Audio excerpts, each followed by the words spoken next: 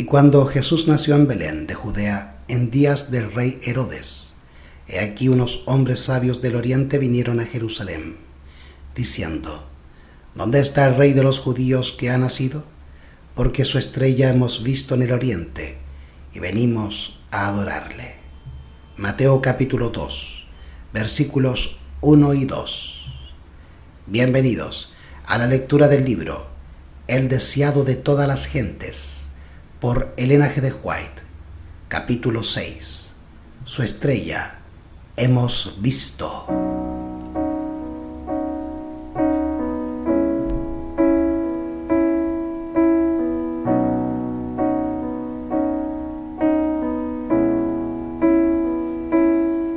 Y como fue nacido Jesús en Belén de Judea, en días del rey Herodes, he aquí unos magos vinieron del oriente a Jerusalén diciendo: ¿Dónde está el rey de los judíos que ha nacido? Porque su estrella hemos visto en el oriente y venimos a adorarle. Los magos del oriente eran filósofos. Pertenecían a la clase numerosa e influyente que incluía hombres de noble alcurnia y poseía gran parte de las riquezas y del saber de su nación. Entre ellos había muchos que explotaban la credulidad del pueblo. Otros eran hombres rectos que estudiaban las manifestaciones de la providencia en la naturaleza y eran honrados por su integridad y sabiduría. De este carácter eran los magos que vinieron a Jesús. La luz de Dios está siempre resplandeciendo aún en medio de las tinieblas del paganismo. Mientras estos magos estudiaban los cielos tachonados de estrellas y trataban de escudriñar el oculto misterio de sus brillantes derroteros, contemplaban la gloria del Creador. Buscando un conocimiento más claro, se dirigieron a las escrituras hebreas. En su propia tierra se conservaban escritos proféticos que predecían la llegada de un maestro divino. Balaam era uno de esos magos, aunque fuera en un tiempo profeta de Dios. Por el Espíritu Santo había predicho la prosperidad de Israel y la aparición del Mesías, y sus profecías se habían transmitido por la tradición de siglo en siglo. Pero en el Antiguo Testamento, el advenimiento del Salvador se revelaba más claramente. Con gozo supieron los magos que su venida se acercaba, y que todo el mundo iba a quedar lleno del conocimiento de la gloria de Jehová. Los magos habían visto una luz misteriosa en los cielos la noche en que la gloria de Dios inundó las colinas de Belén. Al desvanecerse la luz, apareció una estrella luminosa que permaneció en los cielos. No era una estrella fija ni un planeta, y el fenómeno excitó el mayor interés. Esa estrella era un distante grupo de resplandecientes ángeles, pero los sabios lo ignoraban. Sin embargo, tenían la impresión de que la estrella era de especial importancia para ellos. Consultaron a los sacerdotes y filósofos y examinaron los rollos de los antiguos anales. La profecía de Balaam declaraba: «Saldrá estrella de Jacob y levantaráse cetro de Israel». Números capítulo 24, versículo 17. ¿Podría haber sido enviada esta extraña estrella como precursora del prometido? Los magos habían recibido con gratitud la luz de la verdad enviada por el cielo. Ahora esa luz se derramaba sobre ellos en rayos más brillantes. En sueños recibieron la indicación de ir en busca del príncipe recién nacido. Así como por la fe Abraham salió al llamamiento de Dios, sin saber dónde iba. Hebreos capítulo 11, versículo 8. Así como por la fe Israel siguió la columna de nube hasta la tierra prometida. Estos gentiles salieron para hallar al Salvador prometido. En el oriente abundaban las cosas preciosas, y los magos no salieron con las manos vacías. Era costumbre ofrecer presentes como acto de homenaje a los príncipes u otros personajes encumbrados. Y los magos llevaron los más ricos dones de su tierra como ofrenda a aquel en quien todas las familias de la tierra iban a ser bendecidas. Era necesario viajar de noche a fin de poder ver la estrella, Pero los viajeros pasaban el tiempo repitiendo sus dichos tradicionales y oráculos proféticos relativos a aquel a quien buscaban. En cada descanso escudriñaban las profecías y se afirmaban en ellos la convicción de que eran guiados divinamente. Mientras tenían la estrella por delante como señal externa, tenían también la evidencia interna del Espíritu Santo que estaba impresionando sus corazones y les inspiraba esperanza. El viaje, aunque largo, fue para ellos muy feliz. Cuando llegaron a la tierra de Israel y mientras bajaban del monte de las Olivas, teniendo a Jerusalén a la vista, he aquí que la estrella que los había guiado durante todo el camino se detuvo sobre el templo, y después de un momento desapareció de su vista. Con avidez aceleraron el paso, esperando con toda confianza que el nacimiento del Mesías sería el motivo de toda conversación. Pero preguntaron en vano al respecto. Entrando en la ciudad santa, se dirigieron hacia el templo. Para su gran asombro, no encontraron allí nadie que pareciese saber nada del recién nacido rey. Sus preguntas no provocaban expresiones de gozo, sino más bien de sorpresa y temor, y hasta de desprecio. Los sacerdotes repetían tradiciones, hacían alarde de su religión y de su piedad personal, mientras denunciaban a los griegos y romanos como paganos y más pecadores que los demás. Los magos no eran idólatras y a la vista de Dios ocupaban una posición mucho más elevada que aquellos que profesaban adorarle. Y sin embargo, los judíos los consideraban paganos. Aún entre aquellos que fueron designados guardianes de los santos oráculos, sus ávidas preguntas no despertaron simpatía. La noticia de la llegada de los magos cundió rápidamente por toda Jerusalén. Su extraña misión creó agitación entre el pueblo, agitación que penetró hasta el palacio del rey Herodes. El astuto Idumeo quedó perturbado por la insinuación de que pudiese tener un rival. Innumerables crímenes habían manchado el camino de su ascensión al trono. Por ser de sangre extranjera, era odiado por el pueblo sobre el cual reinaba. Su única seguridad estribaba en el favor de Roma. Pero este nuevo príncipe tenía un derecho superior. Había nacido para el reino. Herodes temió que los sacerdotes estuviesen maquinando con los extranjeros para excitar un tumulto popular que lo destronase. Sin embargo, ocultó su desconfianza, resuelto a hacer abortar sus planes por una astucia superior. Reuniendo a los príncipes de los sacerdotes y escribas, los interrogó acerca de lo que enseñaban sus libros sagrados con respecto al lugar en que había de nacer el Mesías. Esta investigación del que usurpara el trono, hecha a petición de unos extranjeros, hirió el orgullo de los maestros judíos. La indiferencia con que se refirieron a los rollos de la profecía airó al celoso tirano. Pensó que estaban tratando de ocultarle su conocimiento del asunto.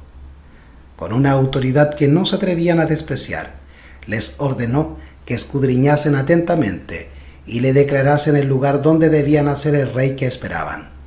Y ellos le dijeron: en Betlem de Judea, porque así está escrito por el profeta. Y tú, Belén, de tierra de Judá, ¿no eres muy pequeña entre los príncipes de Judá? Porque de ti saldrá el guiador, que apacentará a mi pueblo Israel. Mateo capítulo 2, versículo 6. Herodes invitó entonces a los magos a entrevistarse privadamente con él. Dentro de su corazón rugía una tempestad de ira y temor, pero conservaba un exterior sereno y recibió cortésmente a los extranjeros. Indagó acerca del tiempo en que les había aparecido la estrella y simuló saludar con gozo la indicación del nacimiento de Cristo. Dijo a sus visitantes: andad allá y preguntad con diligencia por el niño, y después que le hallareis, hacedmelo saber, para que yo también vaya y le adore. Y así, diciendo, les despidió para que fuesen a Belén. Los sacerdotes ancianos de Jerusalén no eran tan ignorantes acerca del nacimiento de Cristo como aparentaban. El informe de la visita de los ángeles a los pastores había sido llevado a Jerusalén, pero los rabinos lo habían considerado indigno de su atención. Ellos podrían haber encontrado a Jesús y haber estado listos para conducir a los magos al lugar donde naciera. Pero, en vez de ello, los sabios vinieron a llamarles la atención al nacimiento del Mesías. ¿Dónde está el rey de los judíos que ha nacido?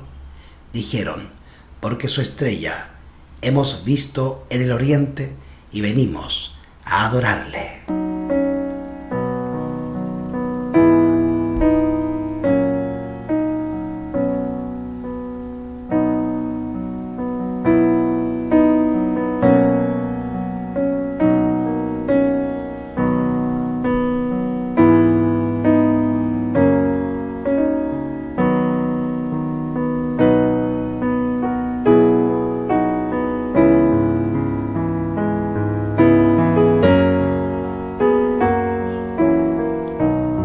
Entonces, el orgullo y la envidia cerraron la puerta a la luz.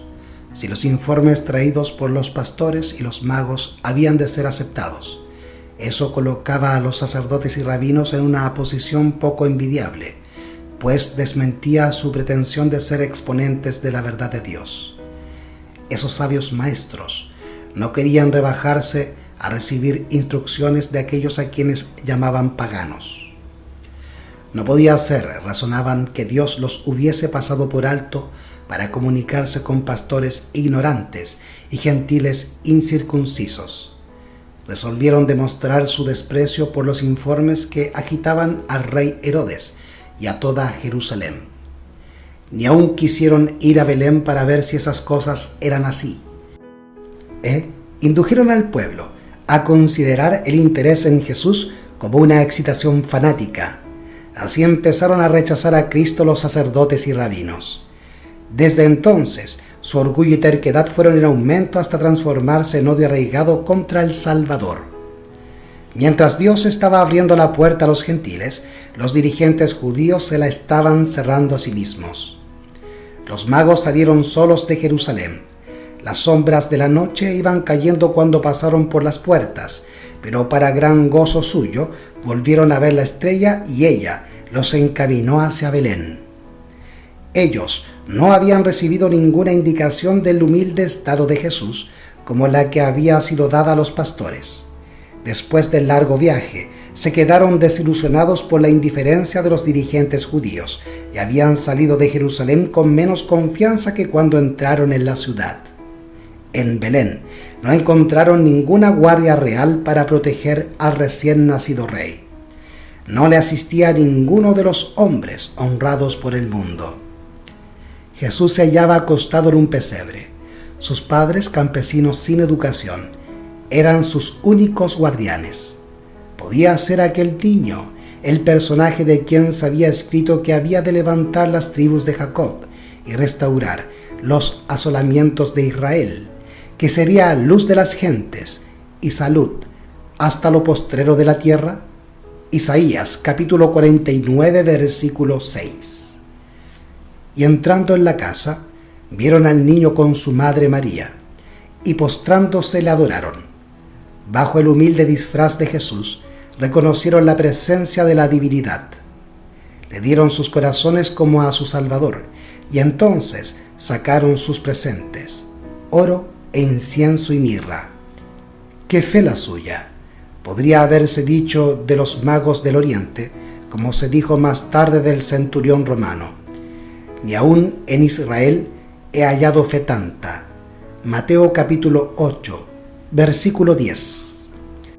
Los magos no habían comprendido el designio de Herodes hacia Jesús. Cuando el objeto de su viaje fue logrado, se prepararon para volver a Jerusalén y se proponían darle cuenta de su éxito. Pero en un sueño recibieron una orden divina de no comunicarse más con él. Evitando pasar por Jerusalén, emprendieron el viaje de regreso a su país por otro camino. Igualmente José recibió advertencia de huir a Egipto con María y el niño. Y el ángel dijo: «Estate allá hasta que yo te lo diga, porque ha de acontecer que Herodes buscará al niño para matarle». José obedeció sin dilación, emprendiendo viaje de noche para mayor seguridad.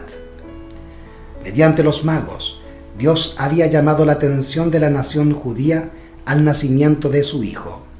Sus investigaciones en Jerusalén, el interés popular que excitaron y aún los celos de Herodes, cosas que atrajeron la atención de los sacerdotes y rabinos, dirigieron los espíritus a las profecías concernientes al Mesías y al gran acontecimiento que acababa de suceder.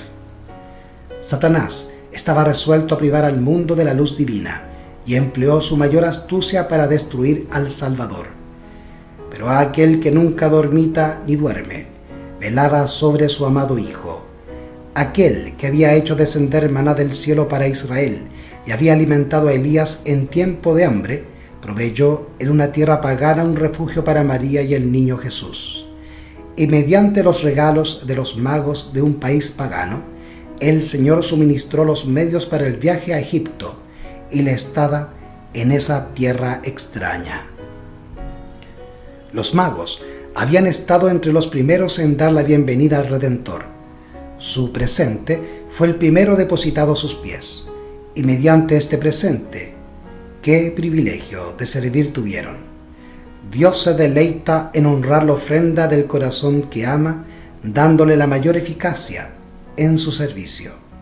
Si hemos dado nuestro corazón a Jesús, le traeremos también nuestros donativos, nuestro oro y plata, nuestras posesiones terrenales más preciosas, nuestros dones mentales y espirituales más elevados, serán dedicados libremente a aquel que nos amó y se dio a sí mismo por nosotros. Herodes esperaba impacientemente en Jerusalén el regreso de los magos. A medida que transcurría el tiempo y ellos no aparecían, se despertaron sus sospechas. La poca voluntad de los rabinos para señalar el lugar del nacimiento del Mesías parecía indicar que se habían dado cuenta de su designio y que los magos le evitaban a propósito. Este pensamiento le enfurecía. La astucia había fracasado, pero le quedaba el recurso de la fuerza. Iba a hacer un escarmiento en este niño rey. Aquellos altivos judíos verían lo que podían esperar de sus tentativas de poner un monarca en el trono. Envió inmediatamente soldados a Belén con órdenes de matar a todos los niños menores de 2 años. Los tranquilos hogares de la ciudad de David presenciaron aquellas escenas de horror que 6 siglos antes habían sido presentadas al profeta. Voz fue oída en Ramá, grande lamentación, lloro y gemido. Raquel que llora a sus hijos, y no quiso ser consolada, porque perecieron. Los judíos habían traído esta calamidad sobre sí mismos. Si hubiesen andado con fidelidad y humildad delante de Dios, de alguna manera señalada, Él habría hecho inofensiva para ellos la ira del rey. Pero se habían separado de Dios por sus pecados y habían rechazado al Espíritu Santo, que era su único escudo. No habían estudiado las Escrituras con el deseo de conformarse a la voluntad de Dios.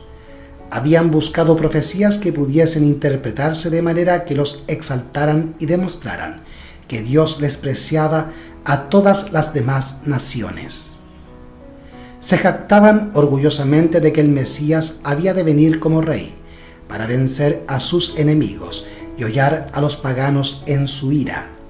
Así habían excitado el odio de sus gobernantes, y por su falsa presentación de la misión de Cristo, Satanás se había propuesto lograr la destrucción del Salvador, pero en vez de ello, esto se volvió sobre sus cabezas. De todos los hijos de Herodes, Arquelao era el que más se le asemejaba en carácter.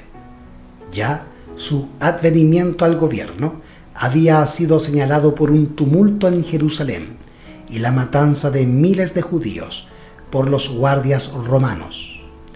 Otra vez fue José dirigido a un lugar de seguridad. Volvió a Nazaret, donde antes habitara, y allí durante casi 30 años habitó Jesús, para que se cumpliese lo que fue dicho por los profetas, que había de ser llamado Nazareno.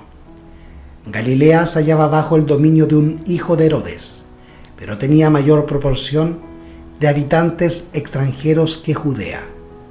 Por eso había menos interés en los asuntos relacionados especialmente con los judíos, y los derechos reales de Jesús propendrían mucho menos a excitar los celos de los gobernantes. Tal fue la recepción del Salvador cuando vino a la tierra. Parecía no haber lugar de descanso o de seguridad para el niño redentor. Dios no podía confiar su amado Hijo a los hombres, ni aun mientras llevaba a cabo su obra a favor de la salvación de ellos. Comisionó a los ángeles para que acompañasen a Jesús y lo protegieran hasta que se cumpliese su misión en la tierra y muriera a manos de aquellos a quienes había venido a salvar. El deseado de todas las gentes, por Elena G. de White.